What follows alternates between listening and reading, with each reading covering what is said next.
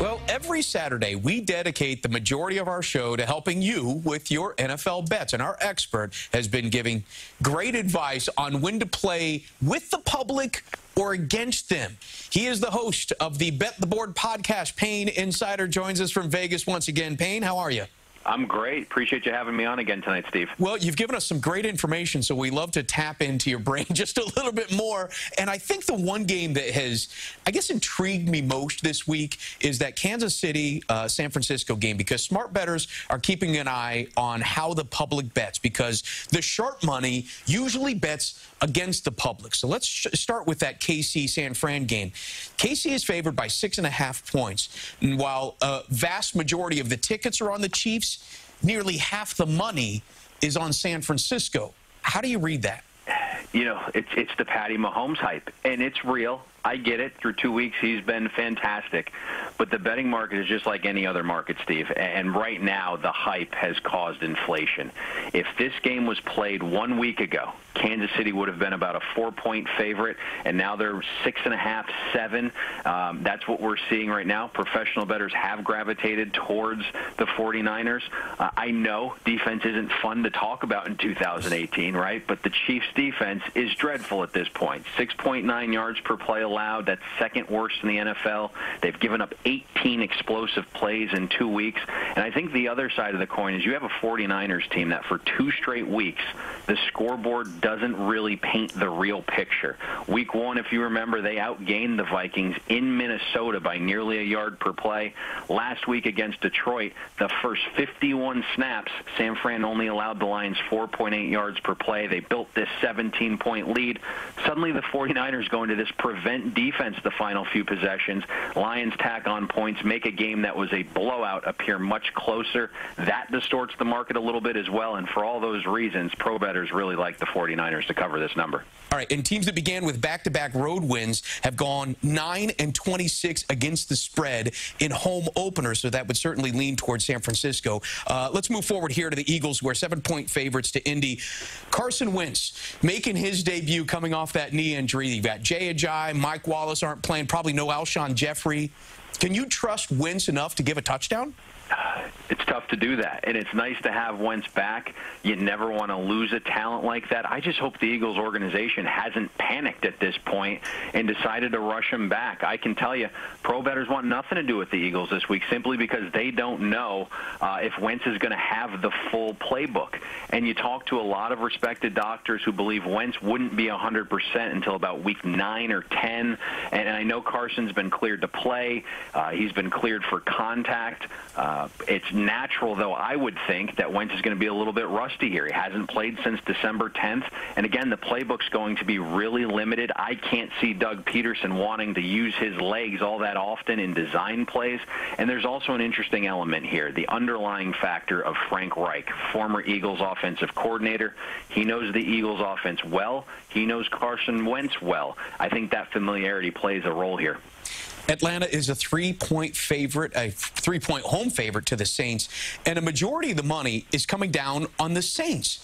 Listen, New Orleans has failed to cover both weeks this year, so does it seem logical that the value bet is against the public?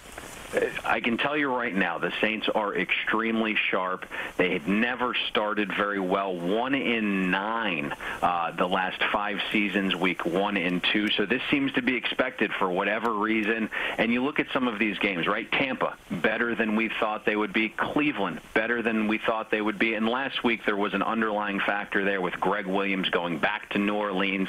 He wanted his revenge, and that Browns defense played very well. Certainly some room for issues here with New Orleans not being able to run the ball, averaging just 2.9 yards per rush attempt. That's dead last in the NFL, so they do really miss Mark Ingram. But when you just look at this Falcons team, they're beaten and battered. Andy Levitre is going to be out on the offensive line. Julio Jones is going to play, but he's been dealing with a calf injury all week. You have Neal out. You have Jones out. It looks like Kamara is going to have an absolute field day in the middle of the field, just like McCaffrey did a week ago when he had 14 receptions for 100 102 yards. So I like the Saints here. I think they get back to form, especially on defense. Marshawn Lattimore has not been very good this season. I think he gets back to that Pro Bowl status, and if he can remove Julio Jones from this, the Saints should win, and the Saints defense should really, really improve this week. How about that Giants-Houston game? The Giants are getting 6 in Houston, a line that doubled from 3 to 6 this week. We know the Giants have offensive line issues, and they're going against J.J. Watt and Jadeveon Clowney. How do you see that? That's a huge, huge, huge issue. And when you lose your starting center, that gets magnified even more. It's the one position in the NFL no one talks about. But the center position is extremely valuable. They touch the ball on every single play, just like the quarterback. So having their starting center out is big. Jadeveon Clowney will also be back for the Houston Texans this week, causing some havoc on that defensive line to go with J.J. Watt as well. And right now, we're just not seeing any improvement from this Giants offense. Shermer is the first-time head coach. It takes a while to get acclimated to a new system. That looks to be the case. The Giants right now are averaging just 4.6 yards per play on offense. That's 28th in the NFL. I'm not sure we see much improvement here. We should, because the Houston secondary is an absolute mess. But this is a number, I think, that paints the picture, right? If the Giants had a chance here, this number would not be 6. I can tell you professional bettors are looking towards Houston. They haven't gone yet. For me, I'm going to be on the sidelines, but Houston is going to end up being the professional side here, Steve. Speaking of what professionals look at, it's not often we see a 2-touchdown point spread, but this week the Vikings are 17.5-point favorites against the Bills. Are those the games that pros like you tend to stay away from, and why? It's a great question, and to be honest, I think there's a lot of myths with sports betting, and certainly there are situations that are going to yield greater results than others, but for professional bettors, it's all about finding an edge.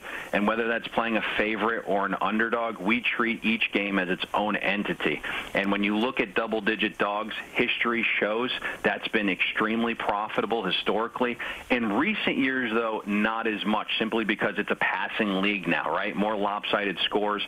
Passing the football more efficiently than your opponent has a 4 times greater more win expectancy than running, and because of that, a lot more variance. With this game, though, the Vikings do have a short week look-ahead spot on Thursday Night Football against the Rams. They're sitting a couple guys out, it looks like, just to get them some rest.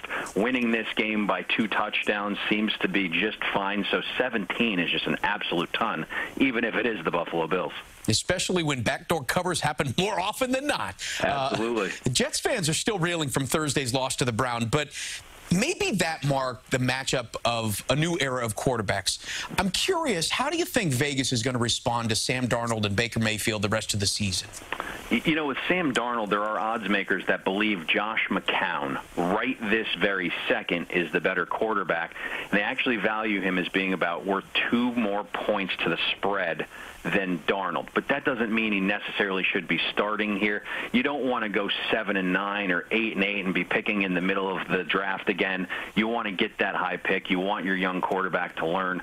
With Baker Mayfield, he had a great comeback win on Thursday night, but I think it's going to be a little bit different when defensive game plans are tailored just for him. And the one interesting thing surrounding Mayfield, Steve, Thursday morning before the Jets game, Baker Mayfield was 20-1 to win the Rookie of the Year. After just one come-from-behind victory, he is now the favorite at plus 125. Well, if you want more of his insights, make sure you download his podcast. It's called Bet the Board. Payne Insider. Thank you so much for your time, buddy. Appreciate it, Steve. Have a good evening. All right, stick around. We'll be right back.